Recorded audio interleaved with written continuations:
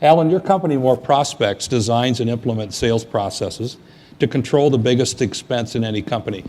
What do you see as the biggest missed opportunity that in your business? Well, I used to think that the biggest expense in any company was heat, lights, phone, rent, and salaries and benefits.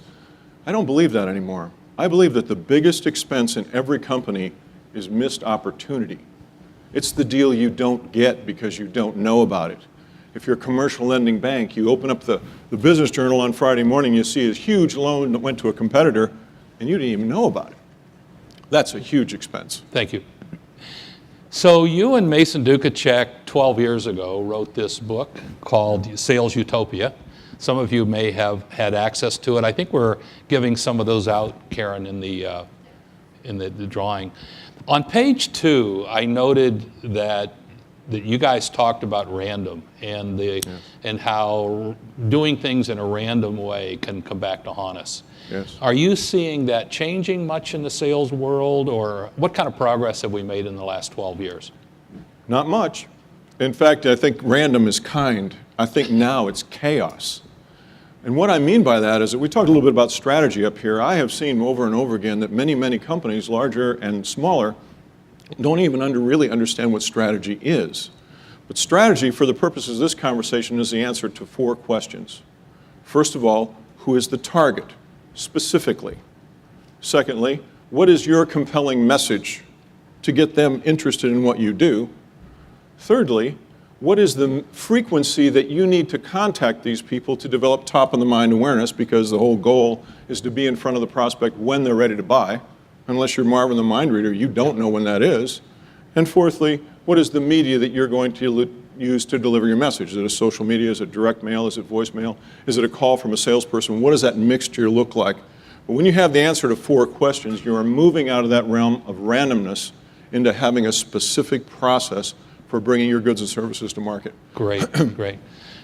So before we close the event, and we've got a couple of slides to show at the end, what 3 things would you say to people in terms of getting the close in their business? What 3 words of wisdom would you have for people that they can use to close more often? I think if your sales cycle is too long, there are several things that are causing that. First of all, are you telling your story to the right person? So many times in sales we delude ourselves and we spend all kinds of time on people that can't, won't, and will not ever buy. And it's so easy to confuse activity and productivity. So if your sales cycle is real long, you're telling your story to the wrong person. And for the purpose of this conversation, I mean, do they have the money to pay you? Do they have a need for what you do? Are they a person that has a problem that you can actually fix? That's what I mean by qualified. Excellent, excellent. Any questions for Alan? Otherwise, we're going to close. Any particular sales-oriented questions you would like to ask while he's up here? Please. What were your 4 points? I got who's the target, what's your compelling message, how many touches do you need? Yes. What is the media that you're going to use to deliver that? Keep in mind whether you're pushing. Why don't you repeat all 4? Oh, the question was, what were the 4? The first one was, who is the target, specifically? In my business, if you do not have a direct sales organization selling business to business, if you're not a president or a senior sales exec, you are not qualified for me to spend any time with. And time is your only non-renewable resource. It's the one thing you cannot get more of. So making certain that you spend your time. Second thing is, what is the message to that person? Thirdly, what is the frequency that you need to contact these people, understanding that most sales are made after 8 to 10 contacts. Most salespeople give up after 2. You have to. You can't keep going back and going back and going back. And finally, what is the media that you are going to use to deliver that? Because people process things differently, kinesthetically, auditorily, and visually. You need to use all possible methods of delivery, including voicemail, including direct calls, email, all these possible messages need to be used to get the message out. Well, my particular target of who it is, I have a very clear picture of who it is that I'm looking for. And if you don't fit that profile, I'm not going to spend any time or marketing dollars pursuing or trying to talk to you into something because you don't fit the profile. Yeah, in situations where there are more than one person, more than one buyer, there can be an economic buyer excuse me, who has the ability to make the decision, who has the money. That's the economic buyer.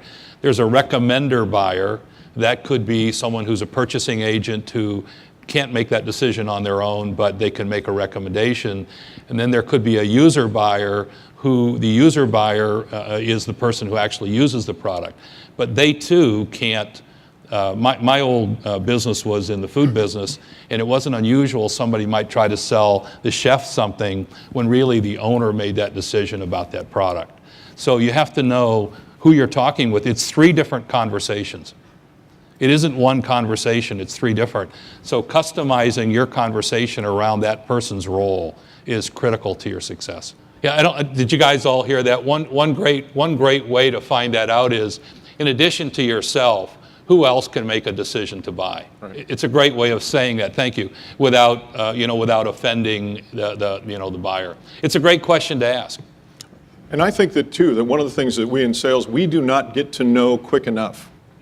I say jokingly, and you can only do this in person with the right attitude, but if I'm talking to a prospect, I might say, if you even feel a no coming on, tell me. Because I don't want to waste your time, and frankly, I don't need the practice anymore. And that always gets a laugh and it lightens it up, but it makes a point, is that if they do not have budget, if they do not have the authority, if they do not have a need, how much time do I want to spend there? I'm not out there to be a professional visitor. If they're not qualified, I got other stuff to do. I wished I knew the answer to this. I've just seen it happen too many times. We are reluctant sometimes to ask potential buyers questions because we're afraid of the answer that they might give us. That's right. Right? That's a real bad place to get to.